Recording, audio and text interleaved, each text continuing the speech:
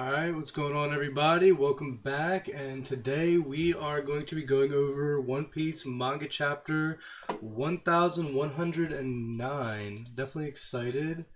Just one second, guys. I kind of got everything set up a little bit differently here today. I got the stream set up a little bit better with the two monitors and everything, so let me actually bring that down.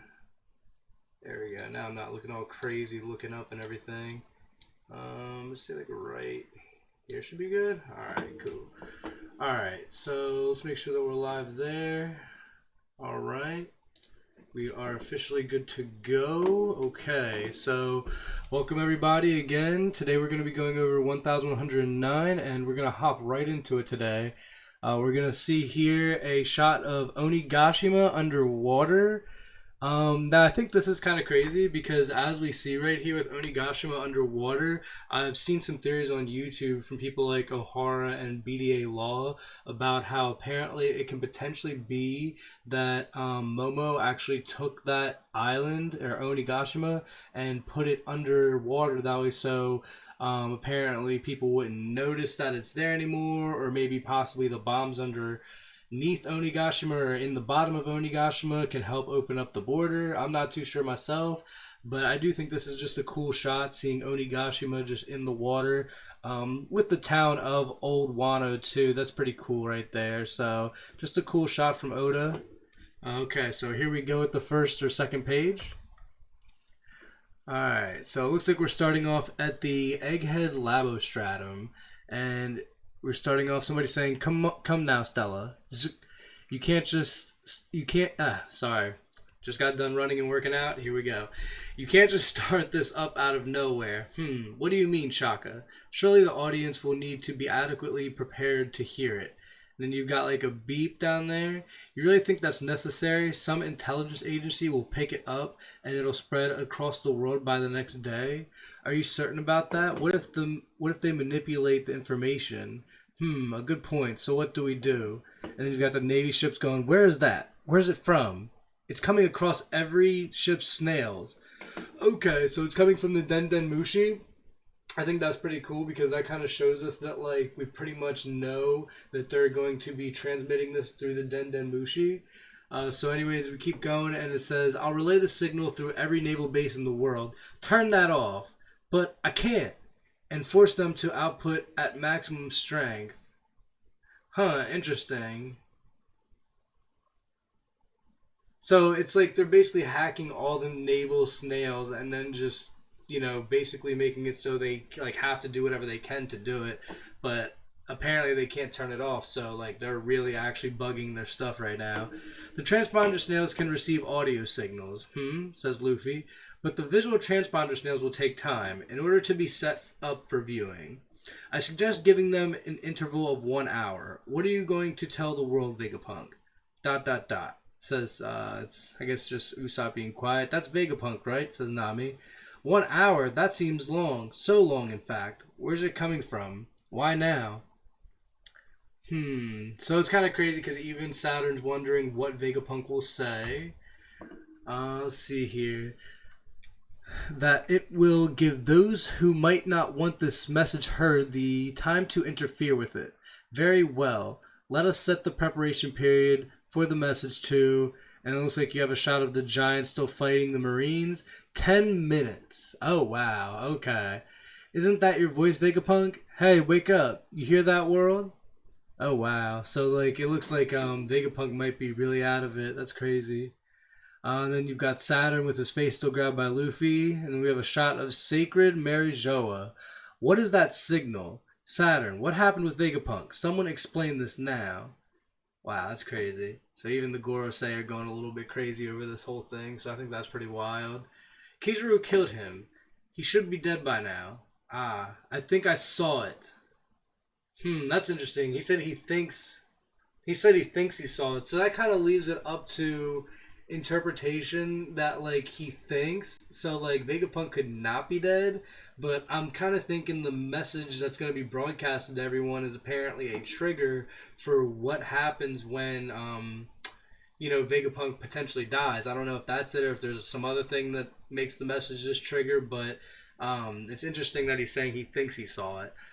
So he set up this message to play in the event of his own death, most likely, and who knows what he might say. If we can find the source of the transmission, I can't imagine it coming from anywhere but the labo phase on Egghead, and it's protected by that barrier. So 9.5 minutes to kill. What now? Now I guess you have one of the Vegapunks tapping the screen or something, or he's tapping something. Want to invent something? I'm rather busy. Why not have some coffee?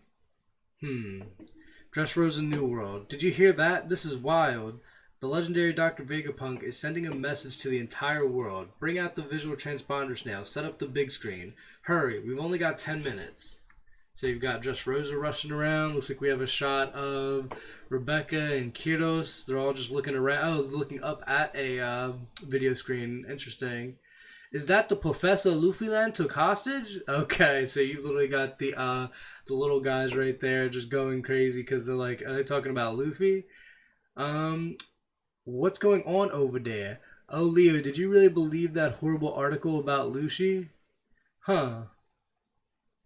Calculating the likelihood of signal jamming. The picture's up. Is that Vegapunk?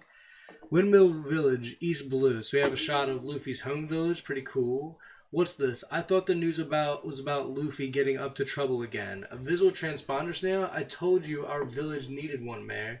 And who's going to pay for it? Their food isn't free, you know. You'll get by on sound alone and you'll like it.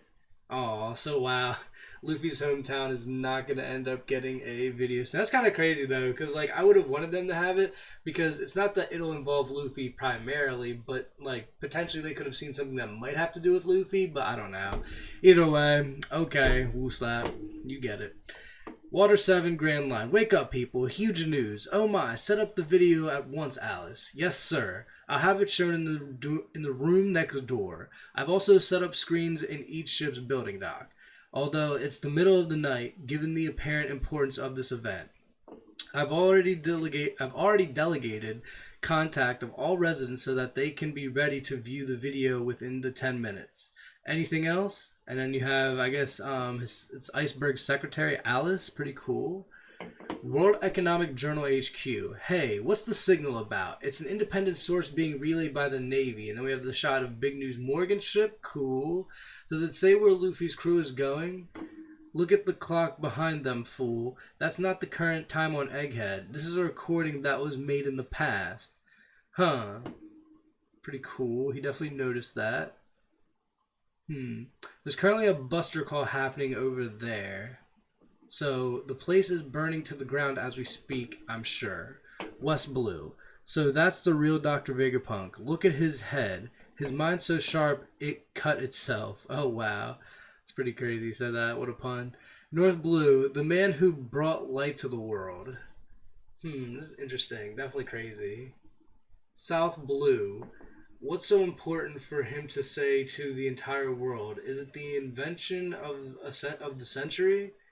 This is just pretty cool. I mean, it's definitely interesting seeing that everyone around the world is just so curious about what Dr. Vegapunk has to say, because to me, it's like, I don't know, it's just interesting. Like, obviously everyone knows Dr. Vegapunk, but this message is now going to be worldwide, which means it's going to be something that is definitely going to change the world. And I think, like, at first we got told about the incident, and I think the incident is something that is going to happen on Egghead alone, but now we're probably going to have something along the lines of information dropped, and then everybody knows about the incident. So I don't really know exactly what will happen here, but it's definitely going to be something big. Kamabaka Queendom. The coffee will take 10 minutes to brew. Then I won't have time to drink it. I calculate the things of jamming are exceedingly low. I calculate the chances of jamming are exceedingly low. Interesting. Okay, so they're just talking still, all the Vegapunks. What does Vegapunk think he's doing now? And why is his noggin so slim? Is that the Dr. Vegapunk we're all talking about? And he's streaming a message in the middle of this whole ordeal? And then you have a shot of Shaka saying, "I suspect that my death is imminent." And you have Dragon, and I've seen this over. He's looking west. He's looking west. Like, yeah, everybody thinks that that's gonna be like the biggest thing. I just personally think he's looking that way. I don't think Dragon's gonna do anything yet. But seeing Dragon here and just in Egghead alone, I am really hyped for the time where we do get him and his time actually being shown more as a character. Like, potentially like his backstory and like what happened which made him leave like Luffy and his mom or whatever. But I am kind of excited to see what Dragon will do in the future. I don't really want to put my bet on the fact that it's going to be something on Egghead, but I mean, like, however it goes down or whatever he may do, I just want to see Dragon do something eventually. I'm not really worried about when, just eventually. So we go back to Egghead. So all those punches meant nothing to you, huh? And then you've got a shot of Saturn and Kizaru literally trying to shoot laser beams at Luffy.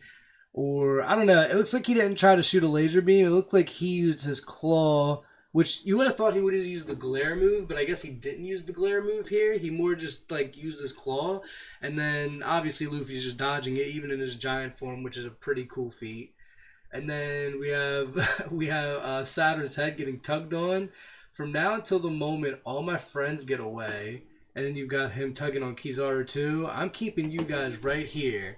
Gum Gum, Dawn. Oh shoot, okay. And then it's just like, wow, okay.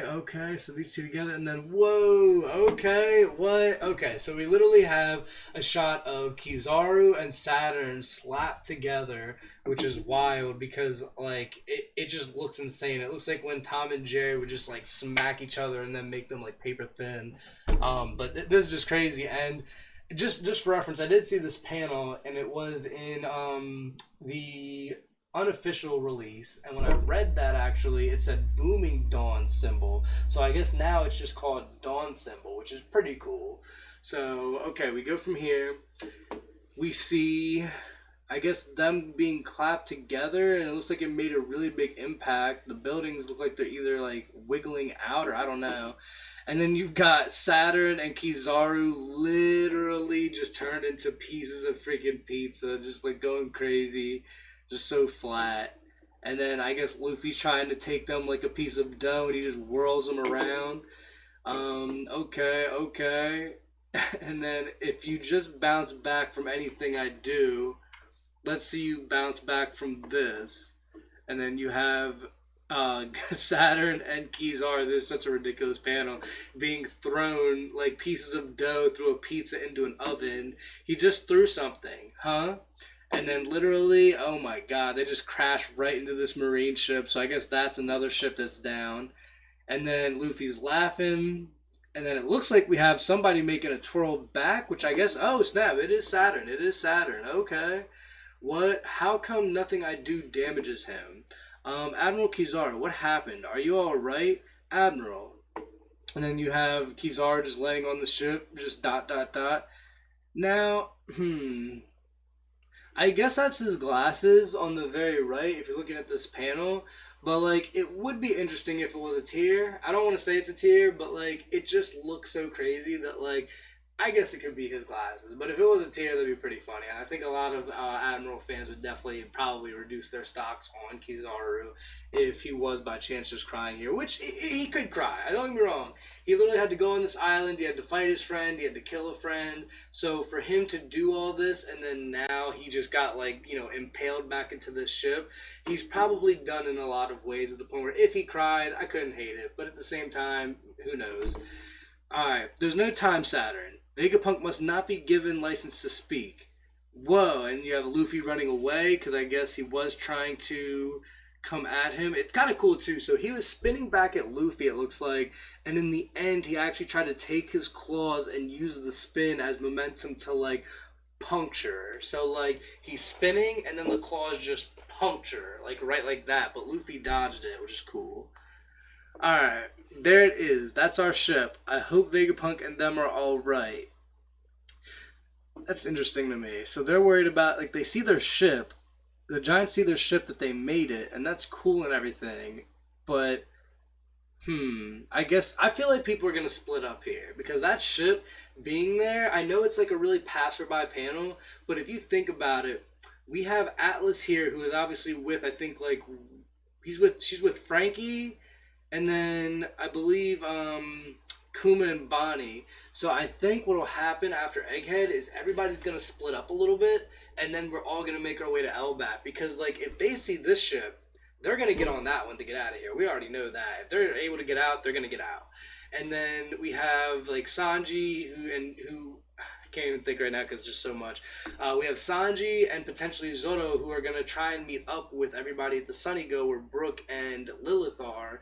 And if that's the case, then we could potentially see them actually getting on the Sunny while Frankie, Bonnie, and Atlas and Kuma actually get on the giant ship. And like this could just be crazy. I think like everyone's just gonna have a little split up here, and then they'll probably meet at Elbap or something of the sort. But anyways, going back, I'll make the summons good, and you have a shot of some dark lightning coming down on the island. Huh? What's that? And then you have all the Marines just freaking out with their funny faces. Black lightning. And then this is a crazy shot. I will say this. This is insane. So the size of Luffy compared to Saturn is wild, but then you have literally these four other streaks which are obviously going to be the other Gorosei, and it just looks massive. Like the way the island is drawn, and then the size of Luffy, and then these lightning strips coming down, it just looks insane. And then Luffy looks a little bit menacing here too. Like it looks cool because it's his tune form, and he's going, "What's that?" So like obviously like some kind of tune stuff with a little bit of 3D lookiness. But like he just looks like crazy here. And then all right, we're going back real quick, and the final couple panels are we have Sanji and Vegapunk. That's the same thing. That's the same thing as when the Spider Gram showed up. Okay. And that's it. That's the end of the chapter. Okay. So my thoughts on this chapter were that I think like it's definitely been a really good one. Um, I know a lot of people probably wanted the reveal of the information in this chapter, but I think we all forget that sometimes Oda wants to make things as big as they are. And I've seen a couple of videos on this chapter from O'Hara to Roger's Base to BDA Law to King of Lightning. And for the most part, I think everyone's reviews were pretty good. I know that Roger was saying that a little bit of the stuff on this chapter was a little bit like lackluster, and I understand it. Like, don't get me wrong. I think that like if you don't like the fact that this could have all been in like a single panel versus anything else, that's cool. I just think we also forget that like when we have these moments where Oda does what he wants specifically, and then the next chapter's fire, and then we're all hyping that up because we finally got what we wanted. It's like you have to understand that like Oda wants to do this to the point where like he wants to make it so you have to hold out for it for the suspense to be that much more worth it. So I think like for me personally, I would say that this was a good chapter. Could it have been less drawn out on the time thing, or could the time thing not be there? Yeah. But, I mean, Oda's been doing this for a while, and I think we have to trust him in the fact that, like, if he chooses to sit there and go, okay, you know what, I actually want to delay this big news for one more chapter and show how big it's actually going to be, then I think that's perfectly fine. And I think there's nothing wrong with that. Like, it's just the fact that, like, Oda is doing this for a reason, and when we get to that really good chapter and everyone's super hype about it because we learn everything else, it's like that's the moment where everything's going to be so good. And then I think I was watching a video from O'Hara on this chapter too, actually, and he was even saying that like I believe it was something of like the 10-minute thing was a little bit like dumb too, which I mean I get it. Don't get me wrong. I know we all just want the sauce and all that and then everything in one, right? We want the Luffy, Kizaru, Saturn pizza with the sauce all in one chapter again and again and again. But we gotta understand that like Oda is not just trying to like lore drop here because there's a lot going on. Like if we would just get this information, then we have to go from getting the information to them figuring out what they're gonna do now that they know, to then everybody still trying to escape, to the Giants still doing their thing. Like there's so much stuff at play that, to be honest with you, I think it's good that Oda kind of slowed us down a bit here to then take us forward, because we have to really understand that we have a lot of things going on. We got Zoro and Jinbei. They still got to get away from Lucci. We got I mean, the Blackbeard Pirates are gone, so that kind of got solved. But then we got what the Giants are going to do and who they're going to interact with and how they're going to help. We have Sanji and Vegapunk and how they're going to do their thing. We still have the Sunny catching up with the other Straw Hat members, if they even do. Um, there's just a lot going on. I mean, we even have this Buster Call going on in itself, and there's just so much going on that, like, if we just went into something else right now and we didn't take a moment to step back and let everything just gradually drop, I think that would be a problem. And the fact that I will say, the fact that like Oda's kind of evil for this one, the fact that we got this chapter and then a 2 week break is crazy because I know everyone was hyped to get that lore drop this week. But I think this is another moment where Oda kind of puts his like, oh, like you can have this, but now you can't have it yet. And like I think that's still brilliant storytelling because at the end of the day, like you're gonna want to watch it and read it in 2 weeks, and that's how Oda keeps you on. So, like, I understand that we could have gotten this all in maybe more of a succinct way without the time limit, without all that. But, like, it's still a good chapter. We had so much here. We have the 5 Gorosei showing up. We don't know how the hell that's going to work out. We got Kizaru being down, which, I mean, I don't know. Maybe he'll finally switch sides. Maybe he won't. Who knows? But at least right now, he looks like he's done. He's done right now. He's on that ship just panting. All right. What else do we got? We got everyone around the world looking at this right now. So even if they're not looking at the actual, what's going on Egghead right now, they're looking at a broadcast. Which who knows? Potentially, a theory of mine could be: what if this broadcast about the war information goes from that to like Egghead somehow broadcasting, and everybody sees what happens with Luffy and what's happening on the island? Who knows? But at the end of the day, like Vegapunk is so smart, and there's so many possibilities that this broadcast could be anything. Because the fact that he even wants you to see it, besides hear it, is wild. So you just never know. Like there's so much we got in this chapter because of the way it's being set up that by the time we actually do get the lore, I think everyone's going to be like insanely hype, and that's cool. But we have to understand that like these moments where a chapter is a little bit slow to set it up are what deliver that hype. If he would just drop it, yeah, I'd be hype. But at the same time, like, you know the saying, all good things come with time, or all good things take time, whatever it is. Rome wasn't built in a day, if you will, whatever. But it's just the fact that, like, this is a prime example of how Oda wants to take things and make them as good as they can be by slowing us down as the reader and then propelling us into the actual situation at hand. What else do we have in this chapter? I mean, we know the Gorosei can talk telepathically now. That's freaking insane because anywhere they go, which it looks like they can go anywhere because of this teleportation thing, is just insane because it's broken. They can go anywhere. They can talk to each other. They can summon each other. Like, I mean, what else do you want? You know what I mean? Like, this is crazy. All right, and then even in the beginning, I will say the lore drop with Onigashima being in the water, that in itself says a lot of things, which I just think is really cool because that's a little hidden background treat that Oda gave us within the beginning of the chapter. Um, but yeah, I mean, guys, that was it really. This was definitely a really cool chapter. I enjoyed it anyways. I think that it's not too bad.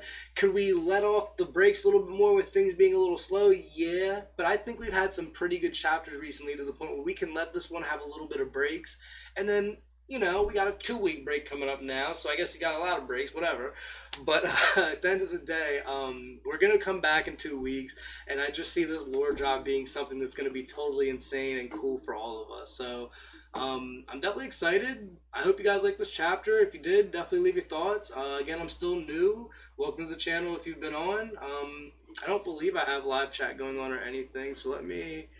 No, nothing in the chat. So we are still definitely new. I hope one day some people watch this video, but who knows really? I mean, at the end of the day, we're just doing this for fun, and we'll get up there at some point. But for now, yeah, this is really it, guys. We are going to log out here, and I hope you all have a good day, and I can't wait to see you all in 2 weeks. I will be uploading more stuff if I can, potentially.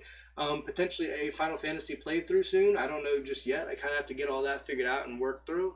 But this was still fun, and I definitely can't wait to see you guys in a couple weeks. So until then, have a good day, and bye, everybody.